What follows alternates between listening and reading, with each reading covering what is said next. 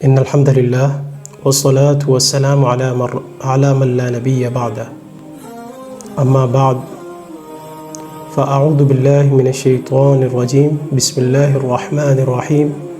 أفلا يتدبرون القرآن أم على قلوب أقفالها۔ معزز ناظرین، الحمدللہ آج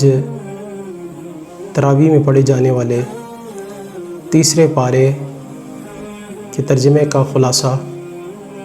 آپ حضرات کے سامنے پیش کرنے کی سعادت حاصل کر رہے ہیں۔ تیسرا پارہ 2 حصوں پر مشتمل ہے۔ پہلا حصہ جو سورۃ البقرہ کے آخری حصے پر مشتمل ہے، اور دوسرا حصہ سورہ آل عمران کے ابتدائی حصے پر مشتمل ہے۔ چنانچہ پارے کا آغاز اللہ رب العزت اپنے رسولوں کے ذکر سے کرتے ہیں اور فرماتے ہیں کہ رسولوں میں سے کسی کا درجہ کم، کسی کا زیادہ ہے، تو یہ ہمارا فیصلہ ہے۔ کسی سے اللہ رب العزت نے کلام کیا، کسی کو اللہ رب العزت نے مختلف معجزہ عطا کیا، اور کسی کو اللہ رب العزت نے ذبیح اللہ بنایا اور کسی کو خلیل بنایا۔ یہ سب اسی کے فیصلے ہیں، اور اس بنیاد پر کسی کا نہ مرتبہ کم کرنا اور کسی کا بڑھا دینا یہ ایک مسلم کے شایان شان نہیں ہے۔ اس کے بعد ہم دیکھتے ہیں کہ اللہ رب العزت عظیم ترین آیت درج کرتے ہیں اس پارے کے اندر، اور وہ ہے آیت الکرسی۔ آیت الکرسی کی وجہ تسمیہ، یعنی اس کا نام آیت الکرسی کیوں ہے، وہ یہ ہے کہ اس کے اندر اللہ رب العزت کی کرسی کا ذکر ہے، اور اتنی عظیم ہے۔ اس کی وجہ کیا ہے؟ وجہ یہ ہے کہ اس کا مضمون بڑا خوبصورت ہے، اور وہ ہے توحید۔ دعویٰ ایک ہے، یعنی اللہ رب العزت کی ذات ہے، اکیلا ہی الہ ہے، اس کے سوا کوئی اور معبود نہیں، اور اس کی 11 دلیلیں ہیں جن کے اندر یہ ہے کہ اسے تو اونگ تک نہیں آتی، اور اسی طرح وہ ہمیشہ سے زندہ ہے، خود قائم ہے، قائم رکھنے والا ہے، اور زمین و آسمان کی بادشاہی اسی کی ہے، اس کی اجازت کے بغیر کوئی اس کے ہاں سفارش نہیں کر سکتا، اور وہ عالم غیب ہے، اور زمین و آسمان کی حفاظت اسے تھکاتی نہیں۔ اس کے علاوہ وہ کہیں بلند، برتر اور بڑی عظمت والا ہے، اور دیگر جو ہے نا وہ دلائل موجود ہیں۔ نبی کریم صلی اللہ علیہ وآلہ وسلم نے اسی عظیم ترین آیت باور کرایا ہے، اور اس کے مسنون مواقع بھی ہیں، جیسے صبح و شام کے اذکار ہیں، جیسے رات سوتے وقت پڑھنا، اور جیسے ان لوگوں کے ہاں جن کے ہاں حدیث صحیح ہے وہ والی، یعنی فرض نماز کے بعد آیت الکرسی پڑھنے والی، کہ جیسے ہی بندہ فوت ہوتا ہے سیدھا ہی جنت میں جاتا ہے۔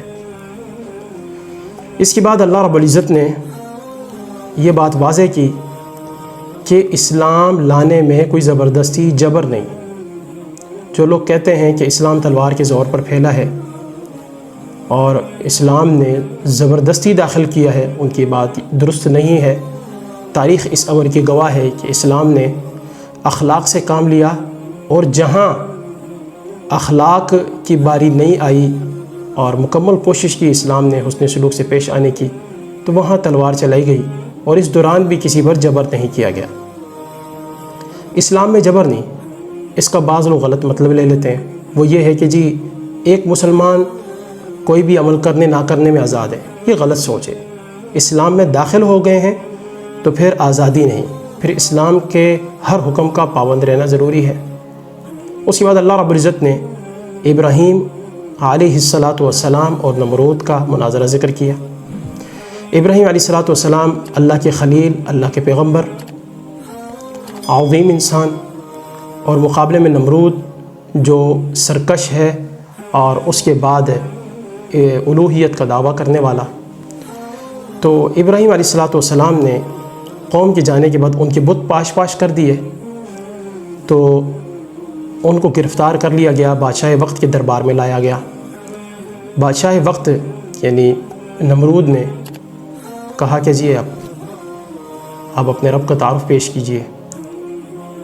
حضرت ابراہیم علیہ السلام نے فرمایا، میرا رب وہ ہے جو موت بھی دیتا ہے، زندگی بھی دیتا ہے، تو اس نے فوراً سے کہا کہ جی یہ تو میں بھی کر لوں گا۔ تو ابراہیم علیہ الصلوۃ والسلام سمجھ رہے تھے کہ اس کا جواب کیا ہے، تو فوراً یہ فرمایا کہ اگر یہ کام کر سکتا ہے تو اللہ رب العزت مشرق سے سورج نکالتا ہے، مغرب میں غروب کرتا ہے، تو تجھ میں دم ہے، اور تو اگر خدا ہے، الہ ہے، تو مغرب سے سورج نکال اور مشرق میں غروب کر دے۔ چنانچہ وہ مبہوت ہو کر رہ گیا اور شکست یافتہ ہو گیا۔ اس کے بعد اللہ رب العزت نے مردوں کے زندہ ہونے کے واقعات کا ذکر کیا، جو اس بات کی دلیلیں ہیں کہ مرنے کے بعد انسان جی اٹھے گا۔ میں نے پہلے ذکر کیا تھا، پچھلی جو سب سے پہلی ویڈیو ہے پہلے پارے کے خلاصے کی، کہ اللہ رب العزت نے سورۃ البقرہ میں 5 واقعات ذکر کیے ہیں، 5 دلیلیں ذکر کی ہیں کہ مرنے کے بعد انسان جی اٹھے گا۔ پہلا واقعہ وہی کہ حضرت موسیٰ علیہ السلام 70 لوگوں کو کوہ طور پر لے کر گئے، اور اللہ رب العزت نے انہیں جو ہے نا وہ موت دے دی اور پھر زندگی بخشی حضرت موسیٰ علیہ السلام کی دعا پر۔ اور دوسرا واقعہ گائے والا ہے جو مفصل آپ سن چکے ہیں۔ تیسرا واقعہ دوسرے پارے میں موجود ہے، وہ یہ ہے کہ ایک قوم پر دشمن نے حملہ کیا بنی اسرائیل پر، اور وہ ہزاروں کی تعداد میں ہونے کے باوجود بزدل ہو کر بھاگ گئے، تو اللہ رب العزت نے انہیں موت دے دی کہ تم موت سے بھاگ نہیں سکتے، پھر اللہ رب العزت نے انہیں زندہ کر دیا۔ تیسرا واقعہ، چوتھا واقعہ اور پانچواں وہ اس پارے کے اندر موجود ہے۔ چوتھا واقعہ یہ ہے کہ ایک شخص کسی بستی کے پاس سے گزرا، بستی بالکل مسمار تھی، کھنڈر بنی ہوئی تھی، تو اس نے کہا کہ جی مطلب اللہ رب العزت اسے کیسے یعنی زندہ کر دے گا؟ تو اللہ رب العزت نے پھر اسی شخص کو موت دے دی۔ بعض کے ہاں وہ حضرت عزیر علیہ السلام ہیں، اور ان کو موت دے دی، اور پھر اس کے بعد 100 سال موت دینے کے بعد پھر دوبارہ جو ہے نا وہ زندہ کیا، اور ان کو ایسے لگا کہ جیسے میں سویا ہوا تھا اور میں ایک دن سویا ہوں یا آدھا دن سویا ہوں۔ اور پانچواں واقعہ وہ ہے حضرت ابراہیم علیہ السلام کا۔ یاد رکھیں یہ انبیاء کا مقام مرتبہ ہے کہ اللہ کے حضور اطمینان قلبی کے لیے سوال کر سکتے ہیں۔ تو انہوں نے اللہ رب العزت سے سوال کیا کہ اللہ مجھے دکھا آپ مردوں کو کیسے زندہ کرتے ہیں؟ تو اللہ رب العزت نے فرمایا کہ میری بات پہ یقین نہیں کہا، یقین ایمان تو ہے لیکن دل کو مطمئن کرنا چاہتا ہوں۔ تو اللہ رب العزت نے فرمایا 4 پرندے لے لیں، انہیں ذبح کر لیں، ان کے ٹکڑے کر دیں اور مختلف پہاڑوں پہ رکھ دیں آپ، اور پھر انہیں بلائیں اور وہ آپ کی طرف دوڑتے ہوئے آئیں گے۔ یہ ہے 5واں واقعہ۔ یہ 5 واقعات مرنے کے بعد جی اٹھنے کی دلیلیں ہیں۔ اس کے بعد اللہ رب العزت نے انفاق فی سبیل اللہ کا ذکر کیا، اس کی فضائل، فوائد، ثمرات اور اس کے آداب ذکر کیے، اور حکم دیا کہ مرنے سے پہلے اللہ کی راہ میں خرچ کر لو، یہ نہ ہو بعد میں افسردگی ہو اور پشیمانی ہو۔ اللہ رب العزت نے فرمایا میرے راستے میں جو خرچ کرے گا میں اسے 2 گنا، اور دوسری جگہ فرمایا 10 گنا، اور ایک جگہ فرمایا کہ میں اسے 700 گنا، بلکہ جتنی جو ہے نا وہ چینی ہوگی، جتنی شکر ہوگی اتنی ہی مٹھاس زیادہ ہوگی، تو میں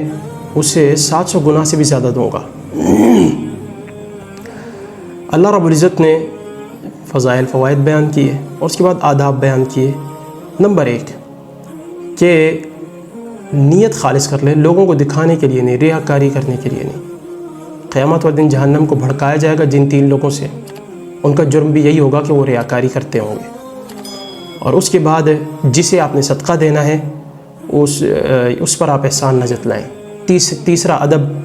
کہ اسے کسی قسم کی تکلیف نہ دیں، تانا نہ دیں، اسے بات کوئی نہ کریں اس کے متعلق۔ آپ کے پاس نہیں، آپ اسے دعا دے دیں، اسے ڈھارس بندھائیں اس کی اور تسلی دیں اسے، اور اس کے ساتھ ساتھ خوش دلی سے دینا ہے، مجبور ہو کر نہیں دینا ہے، یہ منافقوں والا کام ہے۔ اور پانچواں اصول اور ادب یہ ہے کہ اللہ کی راہ میں خوبصورت سے خوبصورت، عمدہ سے عمدہ ترین چیز جو ہے نا وہ خرچ کرنی ہے۔ اور آخری ادب یہ بیان ہوا ہے کہ اللہ کی راہ میں خرچ کرتے ہوئے صرف اسی کو نہ دیں جو آپ کے در پہ آ رہا ہے، دروازے پہ آ رہا ہے، بلکہ آپ غیور، خوددار اور سفید پوش لوگوں کو بھی آپ دیں، بالخصوص وہ جو اللہ کی راہ میں جنہوں نے اپنے آپ کو وقف کیا ہوا ہے، جنہوں نے علم دین کے لیے وقف کیا اپنے آپ کو، ان لوگوں کو ڈھونڈ کر دیں تاکہ وہ فراخ دلی سے دین کا کام کر سکیں اور خوش دلی سے یہ کام سر انجام دے سکیں۔ اس کے بعد اللہ رب العزت نے سود کا ذکر کیا اور قرض کا ذکر کیا۔ دیکھیں انسانی زندگی ایک دوسرے کو ضرورت پڑتی ہے، تو اسلام نے سود کو حرام قرار دیا کیونکہ اس سے غریبوں کو لوٹا جاتا ہے،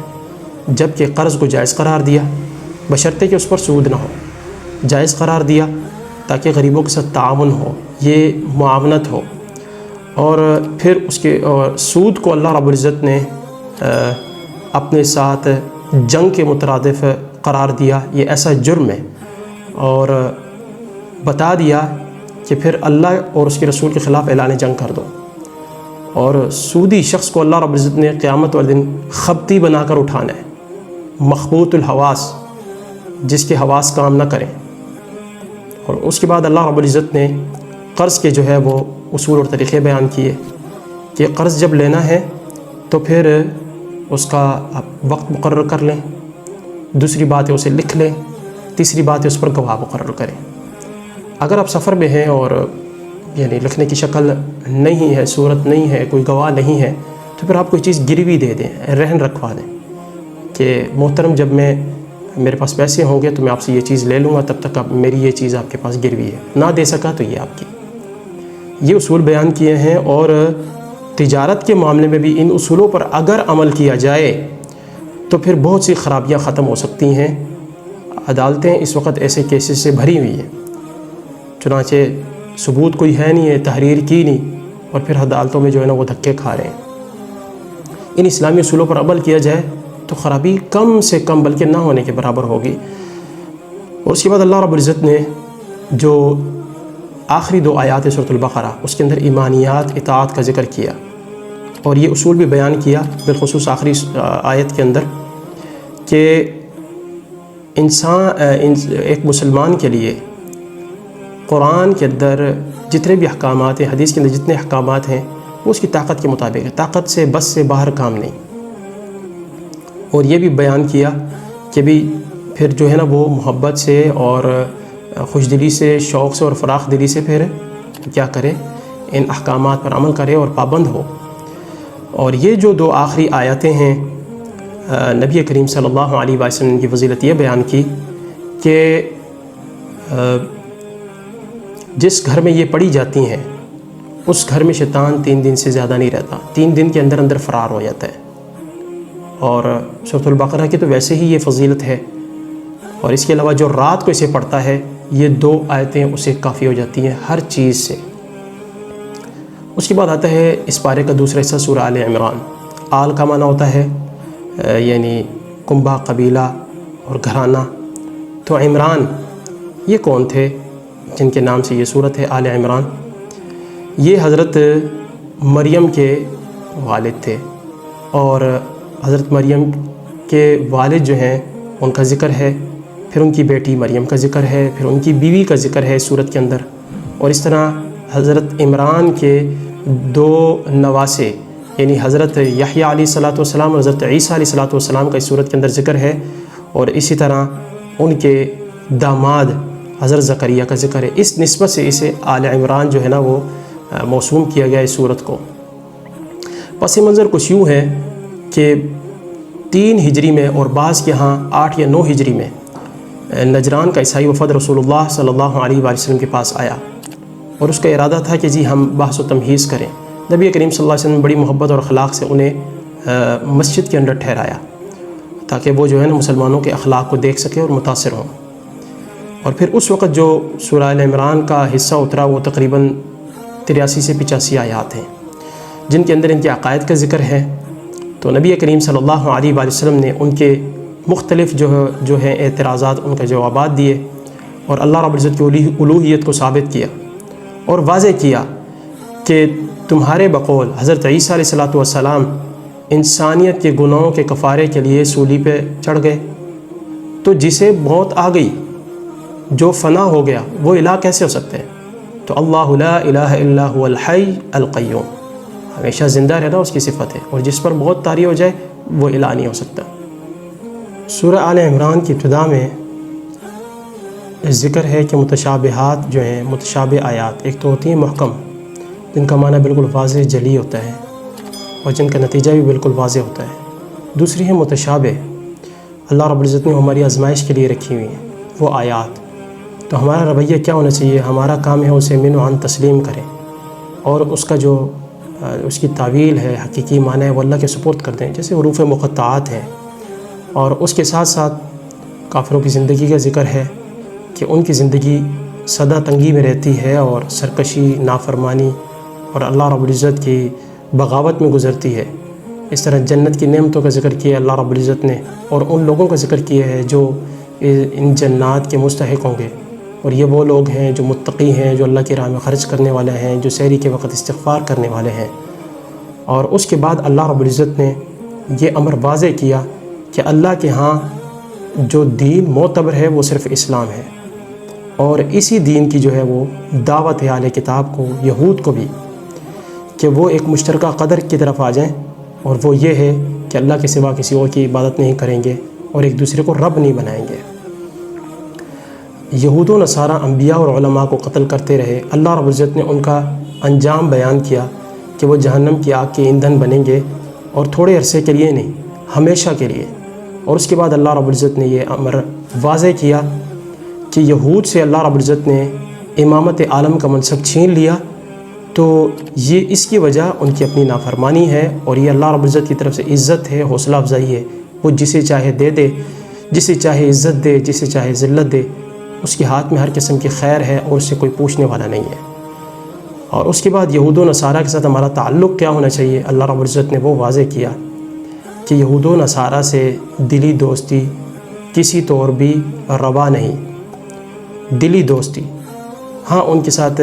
کاروبار ہو سکتا ہے، دیگر معاملات ہو سکتے ہیں، لیکن انہیں رازدار بنا دیا جائے، اس کی شریعت نے اجازت نہیں دی۔ عیسائی یہ سمجھتے تھے کہ ہم جو ہے نا وہ اللہ کے کیا ہیں، محبوب ہیں، عزیز ہیں، تو اللہ رب العزت نے واضح کر دیا کہ اللہ کی محبت حاصل کرنا چاہتے ہو تو اس کے رسول یعنی آخری رسول محمد رسول اللہ صلی اللہ علیہ وسلم کی اطاعت کرو، اللہ تم سے محبت کرے گا۔ اسی طرح وہ کہتے تھے کہ جی دیکھیں حضرت عیسیٰ علیہ السلام بغیر باپ کے پیدا ہوئے، یہ ان کے خدا ہونے کی دلیل ہے۔ تو اللہ رب العزت نے اس مسئلے کو یوں واضح کیا، ایک تو حضرت مریم کی جو ہے نا وہ پیدائش کا ذکر کیا، اور پھر اس کے بعد حضرت عیسیٰ کی پیدائش کا ذکر کیا، اور اس کے بعد اس امر کی وضاحت کر دی کہ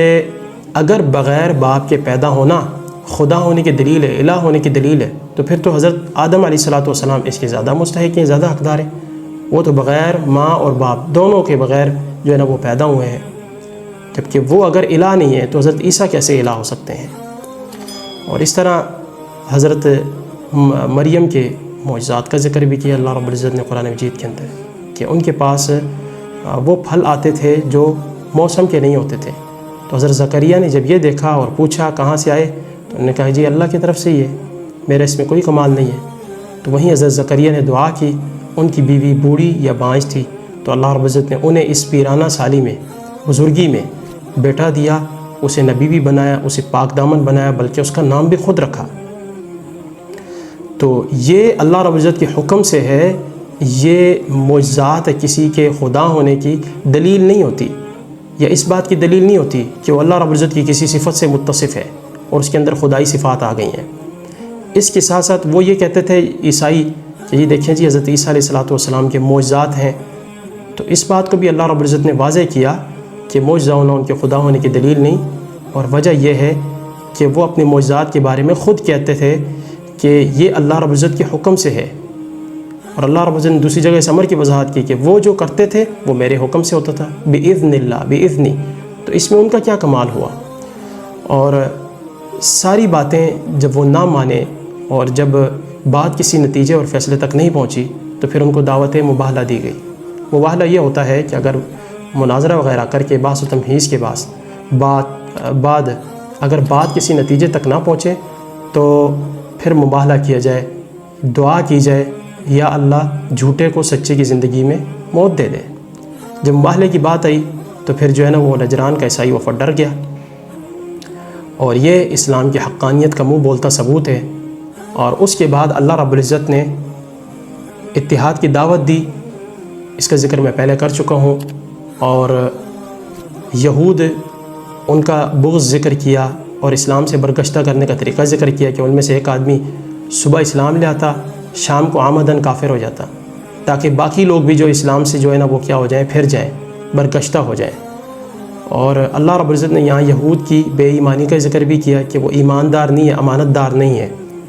اور یہود کی دینی تحریف کا بھی ذکر کیا کہ وہ کس طرح احکامات الہی کو بدلتے تھے اور اللہ رب العزت کی کتاب میں، آسمانی کتاب میں تحریف کیا کرتے تھے۔